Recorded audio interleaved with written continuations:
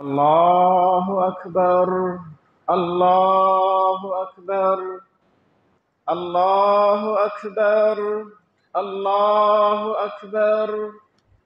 الله أكبر. الله أكبر. الله أكبر. الله أكبر كبيرا. الحمد لله كثيرا. وسبحان الله بكرة وأصيلا. الحمد لله نحمده ونستعينه ونستغفره ونؤمن به ونتوكل عليه ونعوذ بالله من شرور أنفسنا ومن سيئات أعمالنا. من يهده الله فهو المهتدي ومن يضلل فلن تجد له وليا مرشدا. ونشهد أن لا إله إلا الله وحده لا شريك له. ونشهد أن سيدنا وحبيبنا ومولانا محمد عبده ورسوله الذي أرسله بالحق بشيرا ونذيرا وداعيا إلى الله بإذنه وسراجا منيرا. فقد قال الله تعالى في كلامه المجيد وفرقانه الحميد: أعوذ بالله من الشيطان الرجيم. بسم الله الرحمن الرحيم. إن عدة الشهور عند الله 12 شهرا في كتاب الله يوم خلق السماوات والأرض منها 4 حرم ذلك الدين القيم فلا تظلموا فيهن أنفسكم وقاتلوا المشركين كافة كما يقاتلونكم كافة وعد الله أن الله مع المتقين.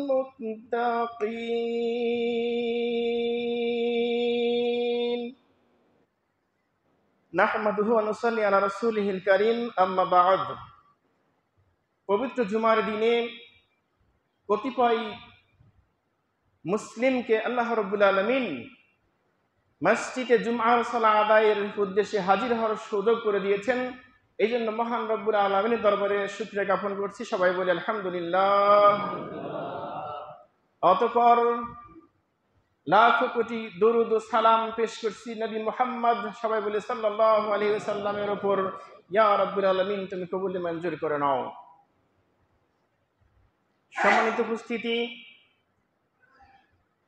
আমরা আজকের এই জুমাতে বিশেষ একটা মাসের জুমাতে উপস্থিত হয়েছি। আল্লাহ রাব্বুল আলামিন আমাদেরকে একটি সম্মানিত মাসের প্রথম জুমাতে উপস্থিত হওয়ার সৌভাগ্য দান করেছেন, আলহামদুলিল্লাহ। পবিত্র কোরআনের ঘোষণা মতে, আল্লাহ রাব্বুল আলামিনের ঘোষণা মতে, তিনি কখনো কোনো দিনকে অন্যান্য দিন অপেক্ষা প্রাধান্য বেশি দিয়েছেন, কখনো কোনো মাসকে অন্যান্য মাসের তুলনায় বেশি গুরুত্ব দিয়েছেন। কেন দিয়েছেন? এই নবী মুহাম্মদ সাল্লাল্লাহু আলাইহি ওয়াসাল্লামের উম্মতদের বয়স কম, এরা অল্প কিছুক্ষণ দুনিয়ার জমিনের উপরে থাকবে, এরপর দুনিয়া থেকে মৃত্যুর মধ্য দিয়ে কবরের জগতে চলে যাবে অল্প সময়ের পর।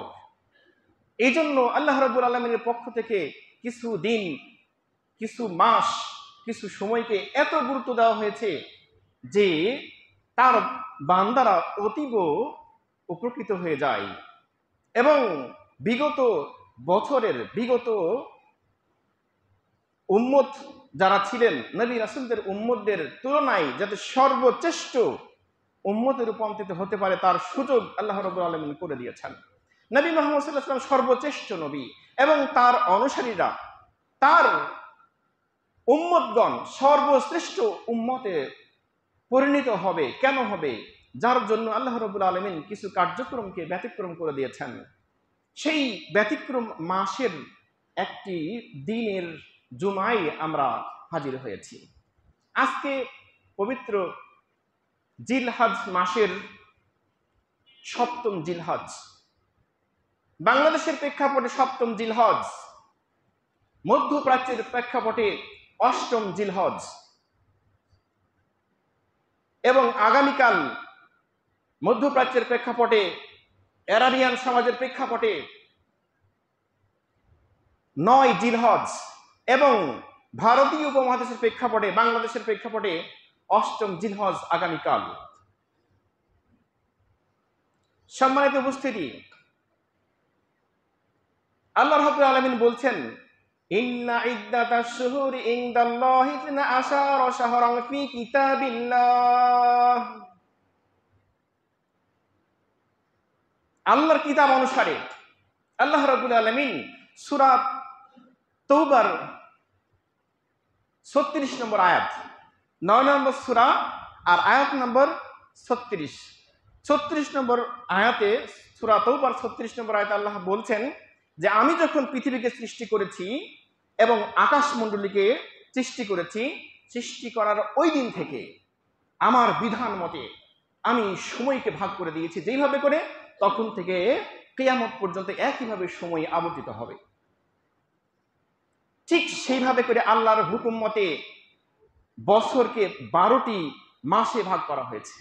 এর মধ্যে আল্লাহর দেওয়া বিধান অনুযায়ী আল্লাহ বলছেন এর মধ্যে 4টি মাস পবিত্র মাস হিসেবে ঘোষণা করেছেন আল্লাহ রাব্বুল আলামিন। সূরা তওবার 36 নম্বর আয়াতে আল্লাহ বলে দিয়েছেন 4টি মাসকে আমি পবিত্র মাস হিসেবে ঘোষণা দিয়েছি। আর নবী মুহাম্মদ সাল্লাল্লাহু আলাইহি সাল্লামের সহিহ হাদিস অনুসারে বোঝা যায় যে 4টি মাস হলো জিলকদ, জিলহজ, মুহররম এবং রজব-ই মুজার। এই 4টা মাস, এবং এই 4টা মাসের উপরেও আরো মর্যাদা সম্পন্ন মাস রয়েছে রমজান মাস। 4টা মাসের মধ্যে আজকের আমাদের আলোচনার বিষয় হলো জিলহজ মাস। জিলহজ মাস একটা পবিত্র মাস। এটি মানুষের দেওয়া কোনো বিধান নয়, এটা কোনো ব্যক্তির ব্যক্তিগত মতামত নয়, এটি আল্লাহ রাব্বুল আলামিন পবিত্র কোরআনের সূরা তওবার 36 নম্বর আয়াতের মধ্যে বিবরণ দিয়েছেন। জিলহজ মাস একটি পবিত্র মাস। জিলহজ মাসের 1 তারিখ শুরু হবে জিলকদ মাসের মাগরিবের 29 জিলকদ এর মাগরিবের আজানের মধ্য দিয়ে জিলহজ মাস শুরু হয়ে যায়। আর যখনই জিলহজ মাস শুরু হয়ে যাবে, এই জিলহজ মাসের পবিত্রতা ঘোষণা করবে মানুষ। আল্লাহ রাব্বুল আলামিন মানুষকে দায়িত্ব দিয়েছেন তার সবচেয়ে পবিত্র আত্মা ফেরেশতাদেরকে। তারা কি করবেন? জিলহজ মাস শুরু হওয়ার সাথে সাথে, মাগরিবের আজান শুরু হওয়ার সাথে সাথে তারা তাকবীর পাঠ করতে থাকে। তাকবীর গুলো আল্লাহু আকবার, আল্লাহু আকবার, লা ইলাহা ইল্লাল্লাহ, আল্লাহু আকবার ওয়ালিল্লাহিল হামদ। এই তাকবীর পাঠ করতে থাকে। কোন কোন প্রমাণ এসছে আল্লাহু আকবার কাবীরা আলহামদুলিল্লাহি কাসীরা ওয়া সুবহানাল্লাহি বুকরাতান ওয়া আসীলা। এটা সুন্দর তাকবীর। ইমাম আবু হানিফা, ইমাম আহমদ বিন হাম্বল, ইমাম মালিক, ইমাম শাফি চারজনই মতামত দিয়েছেন এটা সুন্দর তাকবীর। তাই বাইতুল্লাহতে এই তাকবীরও হয়ে থাকে। সাহাবারা বলতেন যে জিলহজ মাসের যখনই মাগরিবের আজান হয়ে যেত, আমরা মাগরিবের নামাজের পর জমিনের উপর ছড়ায় পড়তাম, আর বাজারে যখন যাইতাম তখন আমরা বলতে বলতে যাইতাম আল্লাহু আকবার আল্লাহু আকবার লা ইলাহা ইল্লাল্লাহ আল্লাহু আকবার ওয়ালিল্লাহিল হামদ। আমাদের কথা শুনে শুনে যারা বুঝতো না ওরা বুঝে যাইত যে জিলহজ মাস চলে এসছে, তাকবীর পাঠ করতে হবে। মুনাফিক পালিয়ে যেত, শয়তান বিদূরিত হয়ে যাইত। সম্মানিত উপস্থিতি, জিলহজ মাসের এই 1 জিলহজ থেকে 13তম জিলহজ পর্যন্ত, 13 জিলহজের আসর পর্যন্ত এই তাকবীর চলবে। অনেক মনীষী বিবরণ দিয়েছেন তাকবীর চলবে 9 জিলহজের ফজর থেকে 13 জিলহজের আসর পর্যন্ত, 23 ওয়াক্ত ফরজ সালাতের পর। সালাম, ফরজ সালাতের জামাতের শেষে সালাম দিয়ে সালাত শেষ করা হয়। সালামের পর একবার, কেউ বলেছেন 2 বার, কেউ বলেছেন 3 বার। একবার, 2 বার বা 3 বার 9 জিলহজ থেকে 13 জিলহজের আসর পর্যন্ত এইভাবে করে চলবে। সালাতের বাইরে তাকবীরের হিসাব নাই, যত খুশি তাকবীর দেওয়া যাবে।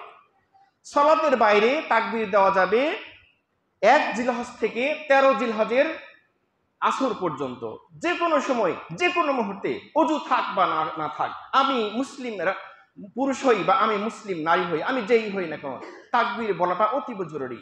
তাকবীর বলার জন্য যে তাকবীর যিনি বলবেন তার ভাগ্যে যে এত পরিমাণে সওয়াব লেখা হবে, এত পরিমাণে সওয়াব লেখা হবে, সে যত বেশি তাকবীর বলবে সে তত বেশি ধনী। সুবহানাল্লাহ। 1 জিলহজে যে বেশি তাকবীর পেট করেছে ওই দিনের জন্য সে সবচেয়ে বেশি ধনী। 2 জিলহজে, 3 জিলহজে, এরকম করে 13 জিলহজ পর্যন্ত তাকবীর সংখ্যা যার সবচেয়ে বেশি ধনী পৃথিবীর জমিনে তিনি। 9 জিলহজ আরাফার ময়দানে সবচেয়ে বড় তাকবীর লা ইলাহা ইল্লাল্লাহ ওয়াহদাহু লা শারীকা লা লাহুল মুলকু ওয়া লাহুল হামদু ইহয়ী ওয়া ইউমীতু ওয়া হুয়া আলা কুল্লি শাইইন কাদির। 9 জিলহজে আরাফার ময়দানে বসে বসে যিনি সবচেয়ে বেশি তাকবীর পাঠ করবেন ওই দিনের সবচেয়ে ধনী হলেন তিনি। আরাফার ময়দানের বাইরে পৃথিবীর জমিনের উপরে যেই মুসলিম হজে যান নাই, আরাফার ময়দানে যান নাই, পৃথিবীর জমিনে যেখানেই তিনি অবস্থান করছেন ওই মুহূর্তে সবচেয়ে বেশি এই তাকবীর যিনি পাঠ করেছেন তিনি ওই দিনের জন্য সবচেয়ে বড় ধনী। আমরা বলি যে অর্থ যার বেশি আছে সেই ধনী। নো, নেভার, কখনোই না। আমল যার সবচেয়ে বেশি ধনী পৃথিবীর জমিনে তিনি সবচেয়ে বেশি। তাই জিলহজ মাসের দাম এত বেশি এজন্য যে তাকবীর রয়েছে, এই তাকবীর দিয়ে নিজেকে সবচেয়ে ধনী হিসেবে পরিচিত করতে হবে জমিনের বুকে। আমার কিচ্ছু নেই, আমার আজকের খাবার আছে তো কালকের নেই, সকালের খাবার আছে তো দুপুরের খাবার নেই, দুপুরের আছে তো সন্ধ্যার খাবার নেই, আমার চাইতে গরিব আর কেউ নাই, কিন্তু আমি সবচেয়ে ধনী পৃথিবীর, এজন্য যে আমার তাকবীর বেশি আছে। এই তাকবীরের মাধ্যমে আমাকে সবচেয়ে ধনী পৃথিবীর মুসলিমদের মধ্যে হতে হবে। এটা কি কঠিন কাজ? এটা আমার জন্য কঠিন কাজ? কঠিন কাজ নয়, শুধু আমার সেরকম হিম্মত থাকতে হবে, শুধু সেরকম একটা ঈমান থাকতে হবে আমার, তাহলেই ধনী হওয়া সম্ভব। তাহলে আল্লাহ যে বলে দিয়েছেন যে জিলহজ মাসকে অন্য মাসের থেকে একটু মর্যাদা বেশি দিয়েছে, কেন? যে আমার বান্দারা তাকবীর বেশি পাঠ করবে আর বেশি বেশি সওয়াব অর্জন করে পৃথিবীর জমিনের উপরে সবচেয়ে শ্রেষ্ঠ মানুষের রূপান্তর হবে। জিলহজ মাসের তাকবীর দিয়ে জিলহজ মাস শুরু হয়। এবার 1, 2 করে জিলহজ মাস চলতে থাকবে। সবচেয়ে সম্মানীয় মুসলিম তিনি যিনি জিলহজ মাসের 1 থেকে 9 জিলহজ পর্যন্ত 9টি সিয়াম পালন করলেন। এর চাইতে বড় দামি মুসলিম, সম্মানী মুসলিম পৃথিবীর জমিনের উপর আর নাই। আলহামদুলিল্লাহ, সুবহানাল্লাহ। তারা চিন্তা করেন যে যেই মুসলিম 1 জিলহজ থেকে 9 জিলহজ পর্যন্ত 9টি রোজা রাখলো, তার চিন্তার কোনো কারণ নেই। যিনি পারবেন না সিয়াম এবার ছেড়ে দিয়েছেন, যিনি পেরেছেন, ইমান খুব মজবুত, সবচেয়ে বেশি সম্মানীয় মুসলিম হতে চান, তিনি রোজা রেখেছেন, তিনি সিয়াম পালন করেছেন, সম্মানীয় হয়েছেন আল্লাহর কাছে। আর আমি পারি নাই, তাহলে আমাকে কি করতে হবে? আল্লাহ সুযোগ করে দিয়েছেন যে আরাফার দিনে, ইয়াউমুল আরাফা, এই দিনে যেই মুসলিম একটা সিয়াম পালন করলো, একটা সিয়াম বিগত 1 বছরের এবং আগত 1 বছরের যত গুনাহ সে করেছে সব কাফারা স্বরূপ এর রূপান্তর হবে। সুবহানাল্লাহ। তাহলে একটি সিয়াম তো আমি পালন করতে পারি, অবশ্যই এই ইমান, মজবুত ইমান আমার থাকতে হবে, অন্তত যে একটা সিয়াম আমাকে পালন করতে হবে। এই সিয়ামটা নিয়ে মুসলিম স্কলারদের মধ্যে অনেক মতভেদ রয়েছে, ভাষাগত সমস্যা রয়েছে বোঝার কারণে। আল্লাহ রাব্বুল আলামিন নবী মুহাম্মদ সাল্লাল্লাহু আলাইহি ওয়াসাল্লামের মাধ্যমে জানিয়ে দিয়েছেন যে আপনি বলে দিন, ইয়াউমুল আরাফা, আরাফার দিনের সিয়ামকে আমি খুব মর্যাদা দিয়েছি, অতি মাত্রায় মর্যাদা দিয়েছি। যে তাহলে আরাফার দিনটা আগামীকালকে আরাবিয়ান সোসাইটিতে মধ্যপ্রাচ্যের সময় অনুসারে আগামীকাল 9 জিলহজ ফজরের সময় থেকে শুরু হয়ে যাবে, এটা চলবে মাগরিব পর্যন্ত। 9 জিলহজ, 8 জিলহজের দিবাগত মাগরিবের আজান দিয়ে 9 জিলহজ শুরু হবে এবং পরবর্তী মাগরিবের আজান দিয়ে 9 জিলহজ শেষ হবে। এই 9 জিলহজকে বলা হয় আরাফার দিবস। আরাফার দিবসের সিয়ামের মর্যাদা অত্যন্ত বেশি, আল্লাহর কাছে খুব গ্রহণযোগ্য। তো কারা সিয়াম পালন করবে? এইটা যারা হজে গিয়েছেন, যারা আরাফার ময়দানে অবস্থান করছেন, ইনাদের জন্য নয়। আল্লাহ রাব্বুল আলামিন জিবরাইল দিয়ে নবী মুহাম্মদ সাল্লাল্লাহু আলাইহি ওয়াসাল্লামকে জানিয়ে দিয়েছেন যে আপনি বলুন, এইটা আমার আরাফার ময়দানে যে সমস্ত মানুষ হাজির হয়েছে তাদের জন্য এটা নয়, এটা আরাফার বাইরে যারা আছে, যারা হজে আসতে পারে নাই, পৃথিবীর বিভিন্ন প্রান্তে অবস্থান করছে, এরা সিয়াম পালন করবে। কেন করবে? যে ওই যে আমার মেহমানগুলো আরাফার ময়দানে প্রচন্ড রৌদ্রের মধ্যে এত প্রচন্ড হিট, এটা সহ্য করে সেখানে আমার কাছে ক্ষমা চাইতে এসেছে, তাদের সাথে একতা ঘোষণা করবে সারা বিশ্বের মুসলিমরা। তাই আরাফার বাইরে যারা আছেন তারা সিয়াম পালন করবেন 9 জিলহজ। এই 9 জিলহজ আরাবিয়ান এর প্রেক্ষাপটে 9 জিলহজ।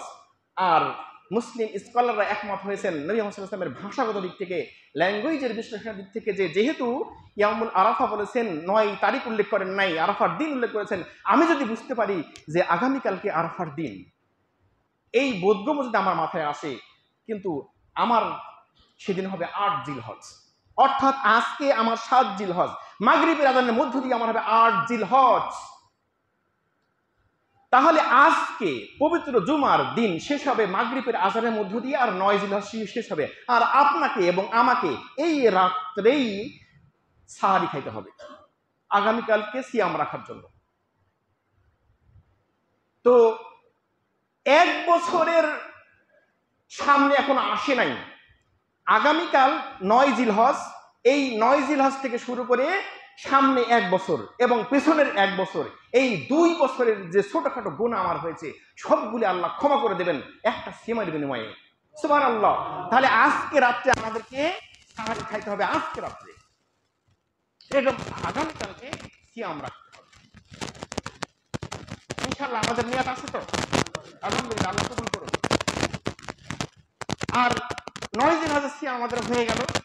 তবে যদি আমরা মনে করি যেহেতু 1 জিলহজ থেকে 9 জিলহজ পর্যন্ত সবগুলো রোজা রাখা যায়, তাই যিনি পারছেন তার জন্য তো আল্লাহর পক্ষ থেকে অনেক রিওয়ার্ড, তাহলে আমি যদি মনে করি যে দুটো সিয়াম পালন করি, 8 জিলহজ এবং 9 জিলহজ, তাহলে আরো অন্তত কিছু না পারলে হলো একটা করি আগামীকালকের জন্য। আজকে রাত্রে ভাত খেতে হবে, আগামীকাল সিয়াম পালন করতে হবে, একটা পালন করি। আর যদি একটু ভালো সক্ষমতা আছে 2টো পালন করি, অর্থাৎ 8 এবং 9 জিলহজ দুটো সিয়াম পালন করি, আরো ভালো হবে নিয়ে আপনাকে ইনশাল্লাহ। তো যাক, এই গেল সিয়ামের মর্যাদা।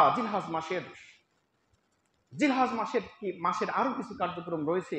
মূল কার্যক্রম, হজের মূল কার্যক্রম শুরু হয় মূলত 8 জিলহজ থেকে প্রস্তুতি শুরু হয় এবং 9 জিলহজ থেকে শুরু হয়ে আরাফার দিবস দিয়ে শুরু হয়ে 13 জিলহজ আসর পর্যন্ত হজের যাবতীয় ফরজ কার্যক্রম এর সমাপ্তি ঘটবে। তো এই যে জিলহজ মাসের এত আল্লাহ দিয়ে আমাদেরকে বুঝিয়ে দিয়েছেন, এই দামটা আরো গুরুত্বের জন্য আল্লাহ রাব্বুল আলামিন এখানে সন্নিবেশন ঘটিয়েছেন নবী ইব্রাহিম আলাইহিস সালামকে। কেন? 9 জিলহজের পর আসবে 10 জিলহজ। 10 জিলহজের যে কার্যক্রম, এই যার মর্যাদা আরো বেশি। এই 10 জিলহজকে মূলত বিশ্বের মানুষের কাছে, সারা পৃথিবীর মানুষের কাছে কিয়ামত পর্যন্ত একটা চরম এবং পরম আর সবচেয়ে বেশি গুরুত্ব দিয়ে আল্লাহর পক্ষ থেকে বুঝিয়ে দেওয়ার জন্য এই দিবসটি আল্লাহ রাব্বুল আলামিন দিয়েছেন। 10 জিলহজ। ইব্রাহিম আলাইহিস সালাম আল্লাহর নির্দেশে বাইতুল্লাহ নির্মাণ করলেন। আল্লাহর নির্দেশে বাইতুল্লাহ নির্মাণ করার পর তিনি বাইতুল্লাহর আশেপাশে জিবরাইল আলাইহিস সালামের নির্দেশে তাওয়াফ করেছেন।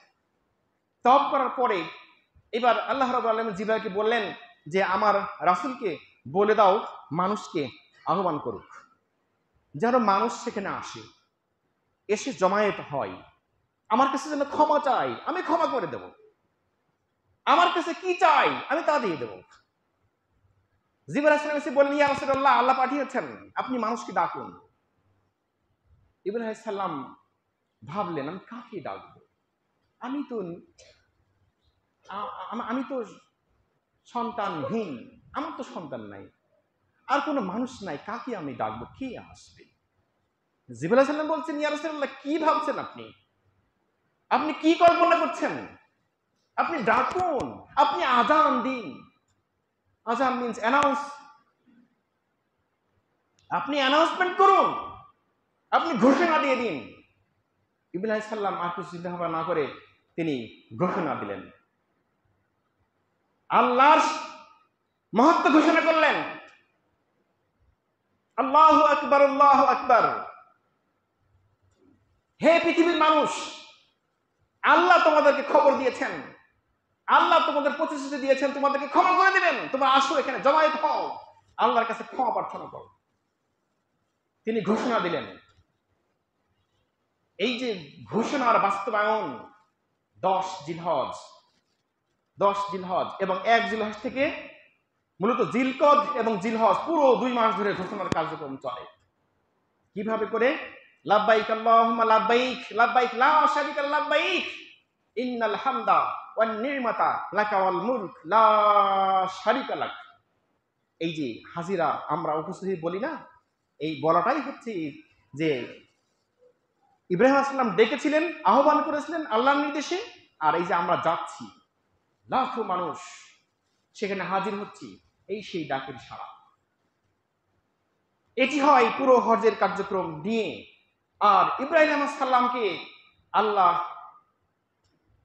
চরম পরীক্ষায় ফেলে দিয়েছেন। তিনি বললেন যে আমার তো সন্তানই নাই, আমি কাকে ডাকবো? আমার একটা সন্তান সেখানে হাজির হবে, তাও তো নেই। আল্লাহ সুসন্তানের সংবাদ দিলেন, দোয়া করলেন, রব্বি হাবলি মিনাস সালিহিন, আল্লাহুম্মা রব্বি হাবলি মিনাস সালিহিন।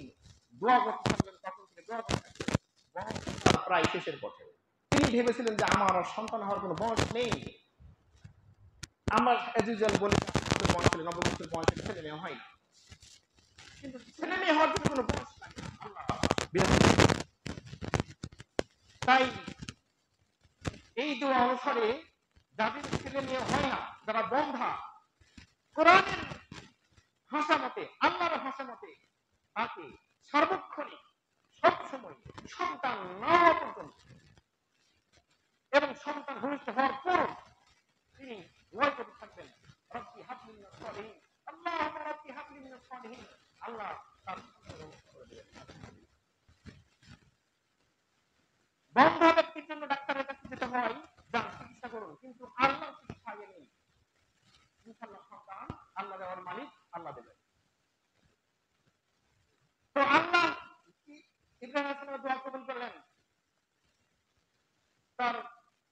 ভূমিষ্ঠ হলো, নাম জিবরাইলের মাধ্যমে হলো ইসমাইল। আল্লাহর পক্ষ থেকে খবর পেলেন যে ইসমাইল এবং তার মাকে আরাফার ময়দানে রেখে আসতে হবে। ইব্রাহিম সাল্লাম তার বাসস্থান থেকে অনেক দূর, সেখানে মানুষ নেই, জন নেই, কেউ নেই, একটা নীরব জায়গা, একটা ভয়ানক জায়গা, শুধু শয়তান আছে আর সাপ বিচ্ছু পোকামাকড় ছাড়া কিছু নাই। আল্লাহর হুকুম রাখতে হবে, রেখে আসলেন। ইসমাইল আলাইহিস সালামের মা হাজের আলাইহিস সালাম বিন্দু মাত্র কষ্ট পাইলেন না, জিজ্ঞাসা করলেন না, ইয়া রাসূলুল্লাহ কেন এটি করলেন, কেন এটা করছেন, কোথায় নিয়ে যাচ্ছেন, কেন যাব, কোন প্রশ্ন নয়। তিনি শুধু জানেন যে আমরা আল্লাহর দেওয়া বিধান অনুযায়ী চলি। নবী ইব্রাহিম সাল্লাম যেভাবে চলেন আর আমরাও ঠিক নবীর দেওয়া বিধান অনুযায়ী আল্লাহর হুকুম মতো চলি। যেখানে রাখবেন সেখানে যথেষ্ট, আল্লাহ আমাদের সাথে থাকবেন। লা হাওলা ওয়ালা কুওয়াতা ইল্লা বিল্লাহ। আল্লাহর ইচ্ছাই মা হাজের আলাইহিস সালাম এবং ইসমাইল আলাইহিস সালামকে এই আরাফার ময়দানে রেখে সাফা মারওয়া পাহাড়ের এই নির্জন জায়গাতে রেখে চলে গেলেন ইব্রাহিম আলাইহিস সালাম। দীর্ঘ 7 বছর পর ফিরে আসছেন। ইসমাইল আলাইহিস সালামের বয়স 7 বছর হয়ে গেল। 7 বছর পর ফিরে এসে হাজের আলাইহিস সালামকে যা বললেন তা অতি ভয়াবহ, খুবই ভয়াবহ। হাজের আলাইহিস সালাম কিছুই বললেন না, শুনলেন এবং কোন উত্তর না করে বললেন যে অ্যাপ্লাই দা ওয়ার্ড অফ আল্লাহ সুবহানাহু ওয়া তাআলা, বাস্তবায়ন করুন যে হুকুম আপনি আল্লাহর পক্ষ থেকে পেয়েছেন। কি পেয়েছেন? নবী ইব্রাহিম সাল্লাল্লাহু আলাইহি ওয়াসাল্লাম বলছেন 7 বছর ফিরে এসে হাজের আলাইহিস সালাম বলতে পারতেন 7 বছর এখানে রেখে গেছেন, কোনো খোঁজ নেন নেই, কি খেয়েছি, কি পড়েছি, কিভাবে চলেছি, খোঁজ নিয়েছেন? কোনো খোঁজ নেন নাই। আর আজকে আসছেন একটা দাবি উত্থাপন করতে, আপনার মতো স্বামীর কোনো প্রয়োজন নেই। ইসমাইলকে বলতে পারতেন, ইসমাইল তোমার বাবা যে কথা বলছে খুব ভয়ানক কথা, যেটা ভাষায় বলা যায় না, যেটা তোমাকে ব্যক্ত করা যায় না, তুমি এরকম পিতাকে পিতা বলে স্বীকার করো না, বলতে পারতেন, নিশ্চিত ভাবে বলতে পারতেন। কিন্তু তার অন্তরে শয়তানের কোনো স্থান নাই, যেমন আমাদের অন্তরে শয়তানের স্থান আছে। বাজারে গিয়েছি, 5 মিনিট দেরি হয়েছে, বইয়ের গালি গালাজের শেষ নাই। অফিস থেকে 5 মিনিট 10 মিনিট লেট হয়েছে, সন্দেহের শেষ নাই। এই মুসলিম আমরা, বর্তমান বিশ্বের এইরকম মানুষ আমরা, অথচ 7টি বছর কেটে গেছে, কোনো প্রশ্ন নেই। ইব্রাহিম আলাইহিস সালাম বলছেন, হে হাজেরা, স্বপ্নে দেখলাম আমি ইসমাইলকে জবেহ করছি। হাজের আলাইহিস সালাম বললেন, যা দেখছেন সেটাই বাস্তবায়ন করুন, আল্লাহ আমাদেরকে উত্তম জাযা দান করবেন। সূরা সাফফাত এর আয়াতগুলোর মধ্যে আল্লাহ বিবরণ দিয়েছেন। সূরা ইয়াসিনের পরে সূরা সাফফাত এর মধ্যে বিবরণ দিয়েছেন। ইব্রাহিম আলাইহিস সালাম অবাক হয়ে গেলেন, কোনো অভিযোগ নেই, কিছু নেই, যা বললাম আমি যে আল্লাহর হুকুমকে বাস্তবায়ন করি, যেভাবে পালন করি, আমার স্ত্রীও ঠিক একই রকম। ইসমাইল আলাইহিস সালামকে বলছেন, ইসমাইল আমি তোমার বাবা হিসেবে এই স্বপ্ন দেখেছি। ইসমাইল কি বলেছিলেন? আব্বা চিন্তা করবেন না, আপনি আমাকে ধৈর্যশীলের মধ্যে পাবেন, আপনি যা দেখেছেন সেটাই বাস্তবায়ন করুন, আমার কোনো আপত্তি নেই। চিন্তা করুন, আমি চিন্তা করি থাকবেন।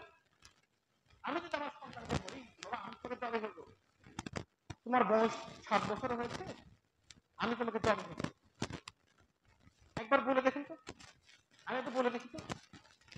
আমি আমার স্ত্রীকে বলি যে আমি আজকে আমার সন্তানটাকে জবে নিতে হবে, তোমার আপত্তি আছে? কেন করবো? আল্লাহ বলেছে। এইরকম হিম্মত কি আছে কারো? নেই। আল্লাহ খুব ভালো করে জানতো। ইব্রাহিম আলাইহিস সালামকে পরীক্ষার সম্মুখীন হতে হয়েছিল, কঠিন পরীক্ষার সম্মুখীন হতে হয়েছিল। তাই ইব্রাহিম আলাইহিস সালাম সন্তানকে নিয়ে ধরালো ছুরি নিয়ে এবার গলায়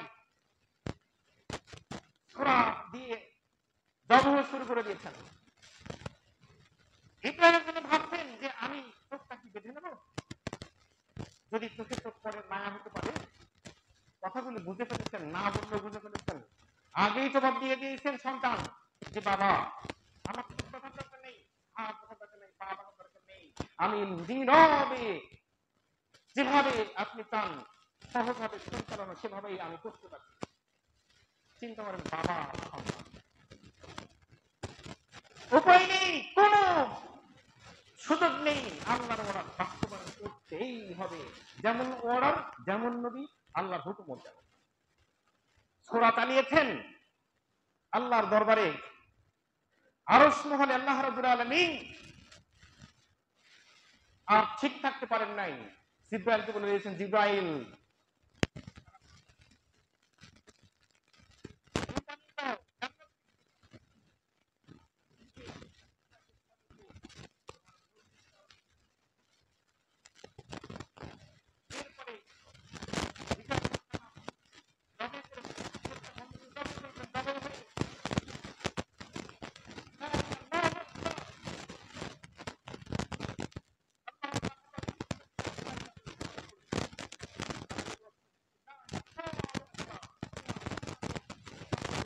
দিলাম, জবে হয়ে গেল। তিনি চোখ খুললেন, খুলে দেখেন ইসমাইল পাশে দাঁড়ায় রয়েছে। আলহামদুলিল্লাহ, জিবরাইল দাঁড়ায় রয়েছে।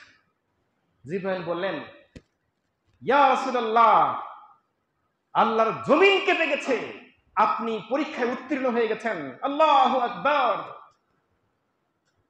আল্লাহ আপনার উপরে এতই খুশি হয়ে গেছেন যেটা বলে আপনাকে বোঝানোর ভাষা আমার নেই। এই যে জান্নাত থেকে দুম্বা নিয়ে জবেহ হয়ে গেল, 10 জিলহজ তারিখ ছিল ওই দিন। এই 10 জিলহজের দিবসটাকে আল্লাহ রাব্বুল আলামিন কিয়ামত পর্যন্ত জারি রাখবেন। এই হচ্ছে সেই 10 জিলহজ, যেই জিলহজে আমরা কুরবানি করব। সম্মানিত উপস্থিতি, লক্ষ্য করেন 10 জিলহজে আমাদেরকে কুরবানি করতে হবে। কেন করতে হবে? এইটা ইব্রাহিম আলাইহিস সালামের পক্ষ থেকে চলে আসা ধারাবাহিক ইব্রাহিম সুন্নাহ এবং নবী মুহাম্মদ সাল্লাল্লাহু আলাইহি ওয়াসাল্লামের মাধ্যমে এটার পরিপূর্ণতা দেওয়া হয়েছে। তাহলে জিলহজ মাসের দাম এখানে শেষ হয় নাই, কুরবানির মধ্য দিয়ে চলবে জিলহজ মাসের দাম। এটা চলবে 13 জিলহজ পর্যন্ত, 13 জিলহজের মাগরিব পর্যন্ত। 10 জিলহজ থেকে কুরবানি শুরু হবে। সলাত আদায়, ঈদের সলাত আদায়ের পর থেকে কুরবানির কার্যক্রম শুরু হবে, 13 জিলহজের মাগরিবের আগ পর্যন্ত চলবে। যে কোনো মুহূর্তে, যে কোনো সময়, রাত দিন 24 ঘন্টা কুরবানির কার্যক্রম চলবে। এখন প্রশ্ন হলো যে কুরবানি করতে হবে, কুরবানি সবচেয়ে বড় বিষয় হলো যে নবী মুহাম্মদ সাল্লাল্লাহু আলাইহি ওয়াসাল্লামের মাধ্যমে অনেকগুলো হাদিস এসেছে, অনেক হাদিস এসেছে।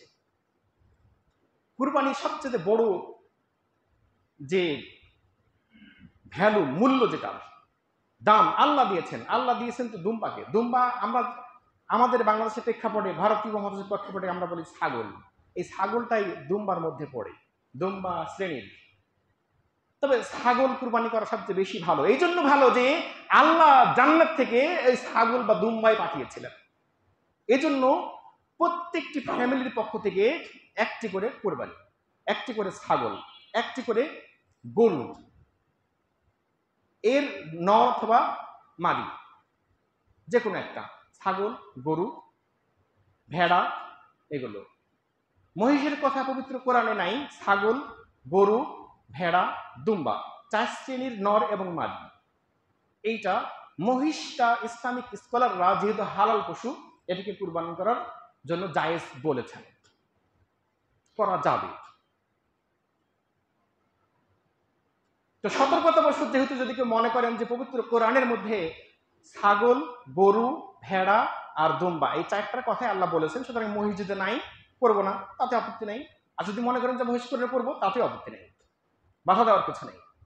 তবে নিরাপদ হলো যে প্রত্যেকটা ফ্যামিলির জন্য একটি করে ছাগল, দুম্বা, গরু, ভেড়া বা মহিষ যাই হোক না কেন। আর মুসলিম স্কলাররাও একমত হয়েছেন যে একটা গরুতে 7 জন ব্যক্তি অংশ নিতে পারেন। 7 জন ব্যক্তি। ভাষাগত বিষয়টা লক্ষ্য করতে হবে। 7 জন ব্যক্তি, নট 7 ফ্যামিলিজ। একটা গরুতে 7টা ফ্যামিলির পক্ষ থেকে এরা হবে না। একটা গরুতে 7 জন ব্যক্তি অংশ নিতে পারেন, সর্বোচ্চ 7-এর বেশি নয়। একটা উটে 10 জন অংশ নিতে পারেন, 10 জন ব্যক্তি, নট 10 জন ফ্যামিলি, 10টা ফ্যামিলি, 10টা ফ্যামিলি নয়। তবে নিরাপদ হলো যে একটা ছাগল হোক, ছোটই হোক আর বড় হোক, যাই হোক, পরিবারের সদস্য 100 জন, 100 জন একই পরিবারের অন্তর্ভুক্ত, একটাই যথেষ্ট। একটা পরিবারের সদস্য 10 জন, একটাই যথেষ্ট। যাই হোক, বলছিলাম জিলহজ মাসের গুরুত্ব নিয়ে। জিলহজ মাস এত দাম কেন? আল্লাহ দাম দিয়েছেন তাই এত দাম, দামের শেষ নাই, অনেক সুযোগ আছে। তাহলে জিলহজ মাসের দামের মধ্যে কুরবানির কার্যক্রম একটা বড় দামি ইবাদত। এখন কুরবানি আমরা করতে পারছি না, কারো কারো সুযোগ নাই, অর্থের স্বল্পতা আছে, কুরবানি কেনার মতো পয়সা নেই, টাকা পয়সা নেই। আল্লাহ রাসূল বলছেন যে আমার উম্মতের যার টাকা পয়সার স্বল্পতা রয়েছে, গরিব, তিনি যেন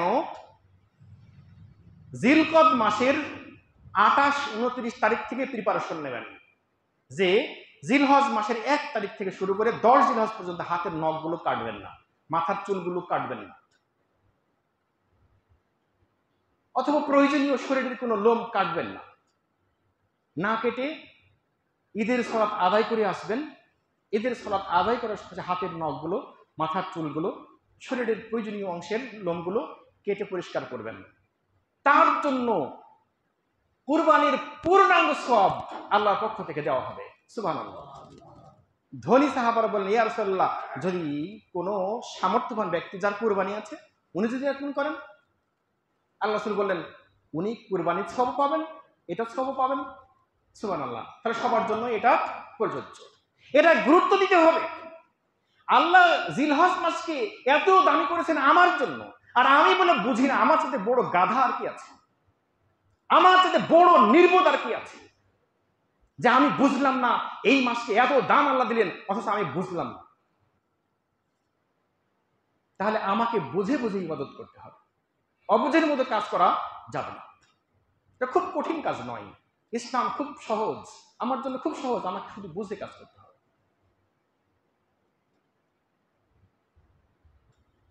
সম্মানিত উপস্থিতি, জিলহজ মাসে আল্লাহ বহু সংখ্যক মানুষকে ক্ষমা করে থাকেন।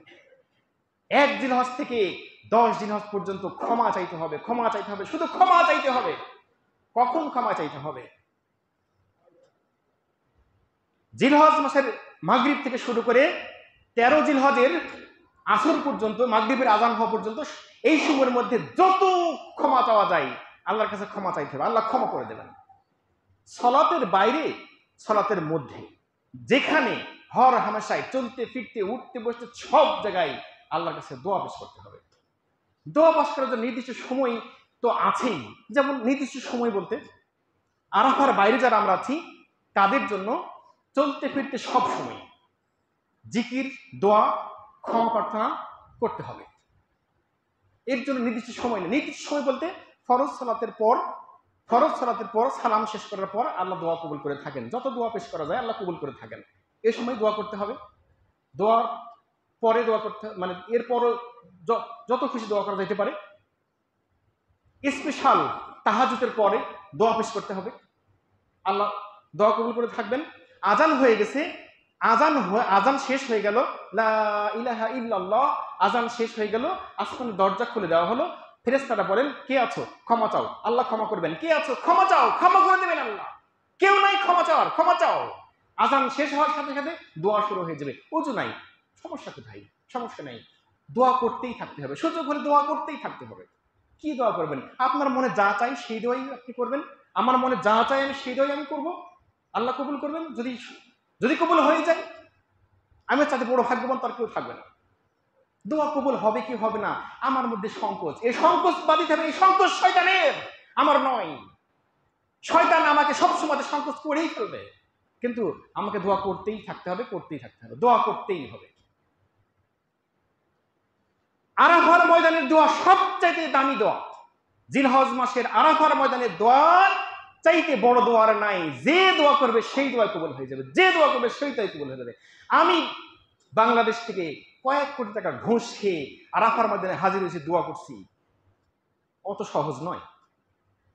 আমি তো নিজেই বুঝতে পারছি যে আমার পকেটে, আমার ড্রয়ারে, আমার বাথরুমে, এখানে সেখানে টাকা রাখার জায়গা নেই, রেখে আসছি, কালো টাকা করে রেখে আসছি। আমি দেশের প্রধানমন্ত্রী, আমি দেশের মন্ত্রী মিনিস্টার, আমার অগাধ সম্পদ রয়েছে, সম্পদ তোমার আমার জনগণের। আরাফার ময়দানে বসে দোয়া করছো, ওই দোয়া কবুল হবে অসম্ভব। ওই ইচ্ছা ফেলে দাও, হালাল টাকা নিয়ে আরাফার ময়দানে হাজির হয়ে যাও মুসলিম, দোয়া করো, আল্লাহ দোয়া কবুল থাকবেন। দোয়া কিভাবে করবো, কিভাবে দোয়া করব? সালাত শেষে সালাম ফিরালাম আর হাত তুলে কি বললাম, ইমামই বুঝলো না, আমিও বুঝলাম না, আল্লাহ তো বুঝলেন না, দোয়া আমার শেষ। এই দোয়ার কোনো ভ্যালু নেই। হাত তুলে দোয়া করতে হবে মুসলিম, এমন কোনো প্রমাণ নেই। হাত যেখানে তুলতে হবে সেখানে হাত তুলে মুসলিম। তাহাজ্জুদের নামাজ পড়ে হাত তুলে দোয়া করো। যেখানে তোমাকে দোয়া করার সুযোগ আল্লাহ দিয়েছেন সেখানে হাত তুলে দোয়া করো। আরাফার ময়দানে আল্লাহ সবচেয়ে বেশি ক্ষমা করে দেবেন। কই ইমাম সাহেব তো হাত তোলেন না, কই কোন মুসলিম তো হাত তোলে না, কেন তোলো না কেন? হাত পারমিশন নাই তোমার? হ্যাঁ, দোয়ার পদ্ধতি হলো ওই পদ্ধতি যে কথা হবে আল্লাহর সাথে, জানবেন শুধু আল্লাহ আর আমি, এটাই হচ্ছে দোয়া। অন্তর দিয়ে দোয়া করবো, আল্লাহর সাথে কথা বলবো, শুনবেন আল্লাহ আর আমি, আর কেউ নয়, এটাই হচ্ছে দোয়া। আরাফার মধ্যে লক্ষ লক্ষ মানুষ দোয়া করবে, হাত তুলে নয়। যার অন্তরে যা আছে তাই চাইতে হবে, বসে বসে চাও। হাত তুলে কতক্ষণ থাকবা? দরকার নেই হাত তোলার। অন্তরে প্রাণ আছে, এই বুদ্ধি তো আছে, চাইতে থাকো মুসলিম, যত কিছু চাও চাও, আরাফার মধ্যে কবুল হয়ে যাবে। তবে আমি বলছি না যে হাত তোলার বিপক্ষে আমি নই। হাত তুলে দোয়া করতে হবে, যেখানে সেখানে করতে হবে। আরাফার ময়দানে হাত তুলে দোয়া চলে না। বাংলাদেশের মুসলিম আমরা হাত তুলে দোয়া করার অভ্যাস। আরাফার ময়দানে যাই আমরা খুঁজে বেড়াই, ইমাম তো হাত তুলবে কেন, কখন হাত তুলবে, কখন হাত তুলবে, এই করতে করতে আরাফার দিবস শেষ। মুসলিম আজীবন ভুল কাজ করে গেছো, কি করে বুঝবা তুমি? সঠিক পথে ফিরে এসো। আরাফার ময়দানে গেছো, আল্লাহর হুকুম পালন করার জন্য গেছো। আল্লাহ নবী মুহাম্মদ সাল্লাল্লাহু আলাইহি ওয়াসাল্লাম বলেছেন, বাইতুল্লাহ ইমামরা কখনো ভুল করে না। মুসলিম বাইতুল্লাহ ইমাম যা করছে সেইটাই শিখে আসো, বাস্তবায়ন করো নিজের জীবনে, দেশের প্রেক্ষাপটে বাস্তবায়ন করো, তোমার মসজিদে মুসলিমদেরকে শেখাও। বাইতুল্লাহর কই ইমামরা এক ওয়াক্ত সালাতের পরও হাত তুলে দোয়া করে না, কিন্তু সবচেয়ে বেশি দোয়া করেন তিনি, ওই বাইতুল্লাহর ইমাম যিনি। সালাম ফেরানোর পর আল্লাহ রাসূল যতখানি দোয়া করেছেন ততখানি দোয়া তিনি সেখানে করেন। আমি কি করি? আমি হাত তোলার জন্য বসে থাকি। সালাম শেষ হয়েছে, আমি হাত তোলার জন্য বসে থাকি। হাই হাত তুলে কেন, হাত তুলে কেন? ওরি ইমাম সাহেব 10 মিনিট পর চলে গেছেন। হাই হাই সর্বনাশ। আরে সর্বনাশিতে হবে, আজীবন ধরে বিরাট করে গেছো মুসলিম। তোমার ওই বিরাট নিয়ে বাইতুল্লাহ হাজির হয়েছো, এত সহজ। তোমার ওই বিরাট তোমার আমলকে নষ্ট করে দিয়েছে, তুমি হাত তোলার জন্য বসে থাকবা। হ্যাঁ মুসলিম সম্প্রদায়, বুঝে নাও, বাইতুল্লাহর ইমাম যা করছে সেটা শিখে আসো।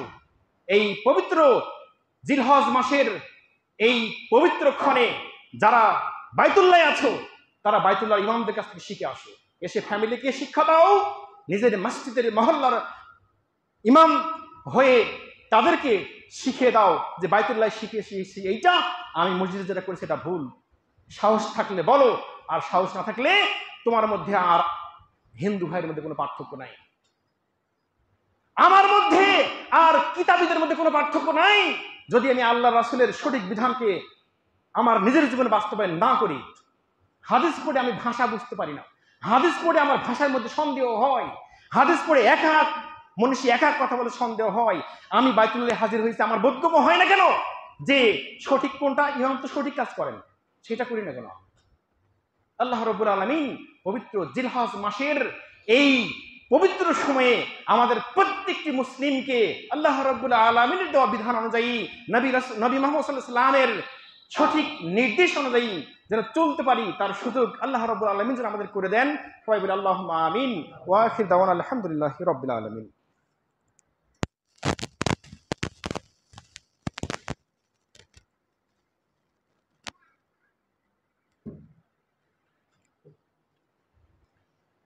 ইন্নাল হামদালিল্লাহ ওয়াসসালাতু ওয়াসসালামু আলা রাসূলিল্লাহ ইন্নাল্লাহা ওয়া মালাইকাতুহু ইউসাল্লুনা আলান নাবিয়্যি আল্লাহুম্মা সাল্লি আলা মুহাম্মাদ ওয়া আলা আলি মুহাম্মাদ কামা সাল্লাইতা আলা ইব্রাহিম ওয়া আলা আলি ইব্রাহিম ইন্নাকা হামিদুম মাজিদ আল্লাহুম্মা বারিক আলা মুহাম্মাদ ওয়া আলা আলি মুহাম্মাদ কামা বারাকতা আলা ইব্রাহিম ওয়া আলা আলি ইব্রাহিম ইন্নাকা হামিদুম মাজিদ اللهم بارك على محمد وعلى آل محمد كما باركت على إبراهيم وعلى آل إبراهيم إنك حميد مجيد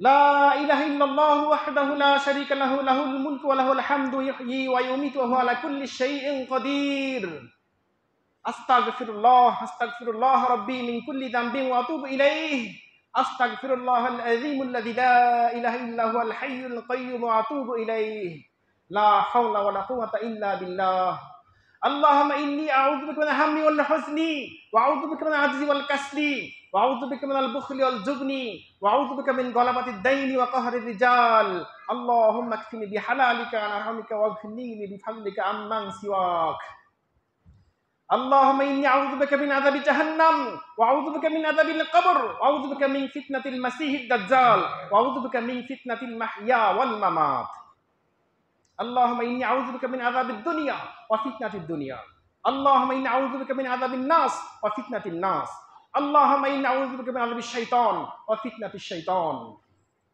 اللهم إني أعوذ بك من عذاب النساء وفتنة النساء اللهم ربنا آتنا في الدنيا حسنة وفي الآخرة حسنة وقنا عذاب النار اللهم إني ظلمت نفسي ظلما كثيرا ولا يغفر الذنوب إلا أنت فاغفر لي مغفرة من عندك وارحمني إنك أنت الغفور الرحيم اللهم انصر من نصر دين محمد صلى الله عليه وسلم واخذل من خذل دين محمد صلى الله عليه وسلم اللهم إني أعوذ بك من عذاب النار اللهم إني أسألك الجنة الفردوس اللهم إني أعوذ برب الفلق من شر ما خلق ومن شر غاسق إذا وقب ومن شر النفاثات في العقد ومن شر حاسد إذا حسد اللهم إني أعوذ برب الناس ملك الناس إله الناس من شر الوسواس الخناس الذي يوسوس في صدور الناس من الجنة والناس سبحان ربك رب العزة عما يصفون والسلام على المرسلين والحمد لله رب العالمين سبحانك اللهم وبحمدك أشهد أن لا إله إلا الله وأشهد أن محمدا عبده ورسوله سبحانك اللهم وبحمدك أشهد أن لا إله إلا أنت أستغفرك وأتوب إليك